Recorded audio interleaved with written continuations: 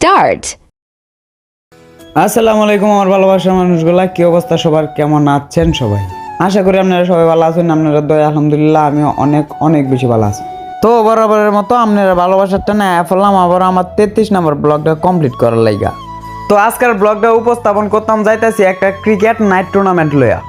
যে টুর্নামেন্ট দীর্ঘ 1 মাস খেলার পর আজকে আইছে ফাইনাল রেজাল্ট, মানে ফাইনাল ম্যাচ।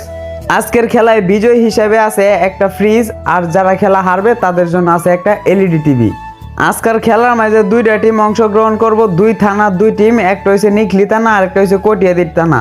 কটিয়াদির থানার পক্ষে খেলবে কোরোয়াপাড়া ক্রিকেট টিম, আর নিখলি থানার পক্ষে খেলবে রুদারপুরটা ক্রিকেট টিম। তো আজকের ব্লগটা অনেক বেশি ইন্টারেস্টিং হইতে যাইতেছে। আপনারা ভিডিওটা না টাইনা সম্পূর্ণ দেখবেন। টুর্নামেন্টের আয়োজনটা হলো নিখলি থানা দারেশ্বর গ্রাম।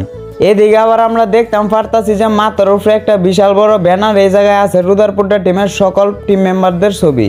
তার একটু সাইডে আইসে দেখতে পেলাম আমরা বিশাল বড় একটা স্প্যান্ডেল, যেখানে কিনা অতিথিবৃন্দরা আসন গ্রহণ করব।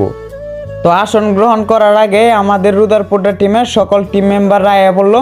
এদিকে দেখলাম আমাদের রুদারপুরটা টিমের পরিচালককে, যারা কিনা মালা ফিন্দায় মাঠের ভিতরে প্রবেশ করাইতেছে।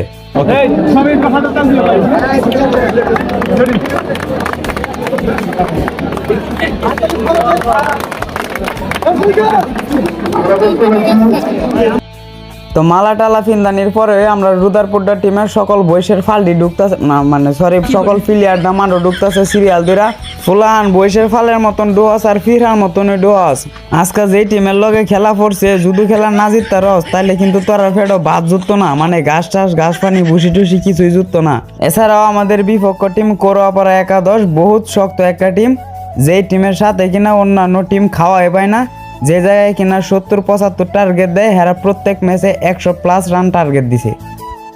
তো কইতে কইতে আমরা মাঝে অতিথিবৃন্দরা উপস্থিত হইতেছে মাঠও, বিশেষ করে দুই থানার দুই চেয়ারম্যান, আর তাদের সাথে তো ব্যান্ড পার্টি তো আছে। ওই দেখতে দেখা যায় পুরা বিয়ার আয়োজন করছে হেরা।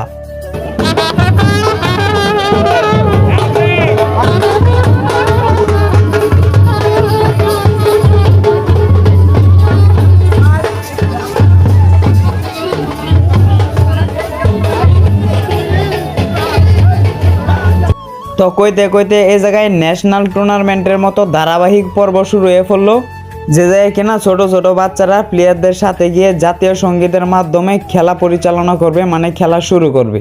তো সারিবদ্ধভাবে দুই টিমের প্লেয়ারই বাচ্চাদেরকে নিয়ে মাঠে প্রবেশ করলো। একটু পরে জাতীয় সঙ্গীত গাওয়ার পরে খেলা স্টার্ট হবে। যাই হোক, তাদের আয়োজনটা সব মিলায় আমার কাছে অনেক ভালো লাগছে। শুধু আমার কাছে না, সবার কাছে ভালো লাগছে। পুরো ন্যাশনাল টুর্নামেন্টের মতো তাদের টুর্নামেন্টটা পরিচালনা করা হচ্ছে।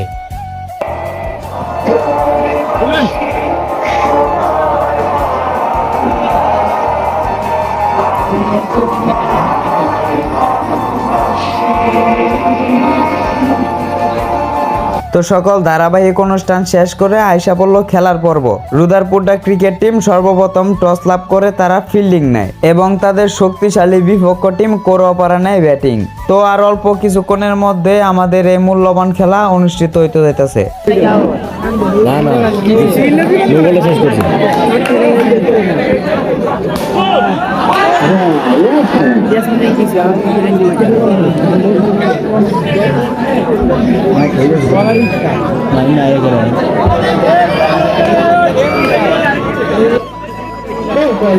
সেখানে প্রাপ্তিদের চেষ্টা ছিল কিন্তু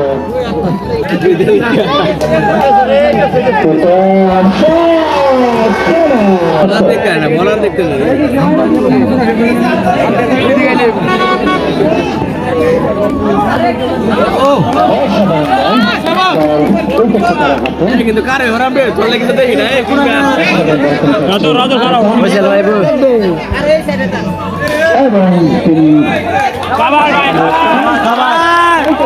ইতিমধ্যে এখন পর্যন্ত প্রথম রাউন্ডের খেলাই চলতেছে।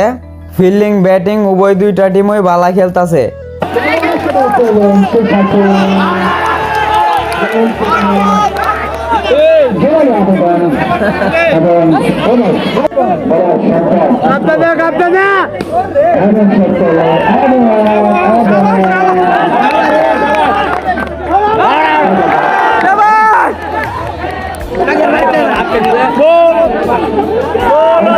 ইতিমধ্যে খেলার প্রথম ইনিংস শেষ, করোয়াপাড়া একাদশ ফার্স্টে ব্যাটিং করে টার্গেট দিয়েছেন 71 রান 10 ওভারে। এখন মাঠে ব্যাটিংয়ে নামবে রুদারপুড্ডা ক্রিকেট টিম।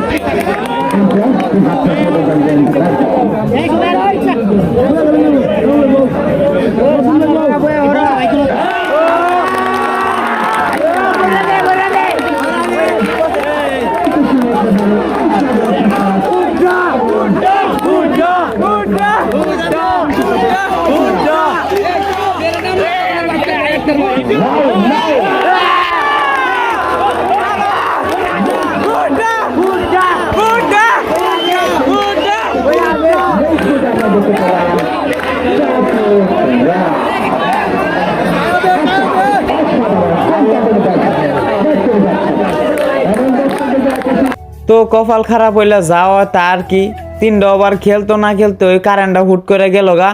এখন কারেন্ট কোন সময় আল্লো জানে, এদিকে লাইটও নষ্ট হয়ে পড়ছে, লাইট ঠিক করতেছে। সবাই লাইট অন করেন, খুব সুন্দর একটা সিনেমা আমরা উপভোগ করতে পারবেন। আমরা যেটা বাংলাদেশের আমরা যেটা চাই সিনেমা দেখতে পাই, কিন্তু অসাধারণ কিছু দেখাবেন। আপনাদেরকে একটু স্বাগত করে বলছি, সবাই যার হাতে আমাদের ফোন রয়েছে সবাই আমরা ক্লাস অন করি। সকল বাইরে খুব সুন্দর দেখা যাচ্ছে, কিন্তু খুব সুন্দর দেখা যাচ্ছে। সবাই অন করেন, সবাই সবাই সবাই অন করেন, যাদের আছে সবাই অন করেন। বড় লাইটগুলো দেখতে। তো আবারও আমরা মাঝে মূল্যবান কারেন্ট আয়া পড়লো, আর খেলার স্কোর হইল 4 ওভার শেষে রুদারপুড্ডার রান সংগ্রহ 49। খেলায় বিজয়ী লাভ করার জন্য রুদারপুড্ডা ক্রিকেট টিমের 6 ওভারে প্রয়োজন মাত্র 20 রান।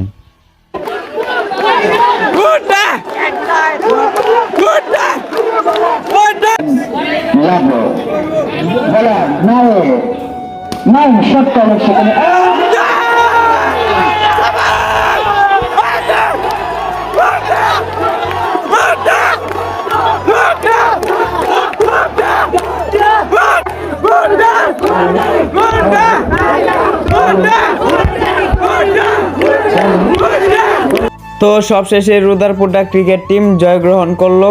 তারা প্রাইজ হিসাবে পেল একটা ফ্রিজ, বিপক্ষ টিম পেল একটা এলইডি টিভি। প্রাইজ যেমনই হোক এটা বড় কথা নয়, বড় কথা হয়েছে খেলায় বিজয় হওয়া। খেলায় বিজয় হয়ে রুদারপুড্ডা গ্রামের সকল তরুণদের মনে জেগে উঠেছে এক অদ্ভুত আনন্দ। বিপক্ষ টিম তারা অনেক শক্তিশালী ছিল, তারা অনেক ভালো খেলেছে। বিপক্ষ টিমের জন্য বলছি, মন খারাপ করার কিছু নাই, খেলায় হার জিত থাকবে, এটাই স্বাভাবিক। খেলায় অংশগ্রহণ করা হচ্ছে মূল কথা। আর আমার ভালোবাসার মানুষগুলো, আজকের ব্লগটা এই পর্যন্তই। জানি না ভিডিওটি কার কাছে কেমন লাগছে। যদি ভিডিওটি ভালো লাগে অবশ্যই আমাদের চ্যানেলটি সাবস্ক্রাইব করে পাশে থাকবেন। সবাই ভালো থাকবেন, সুস্থ থাকবেন, নিজের খেয়াল রাখবেন। আল্লাহ হাফেজ।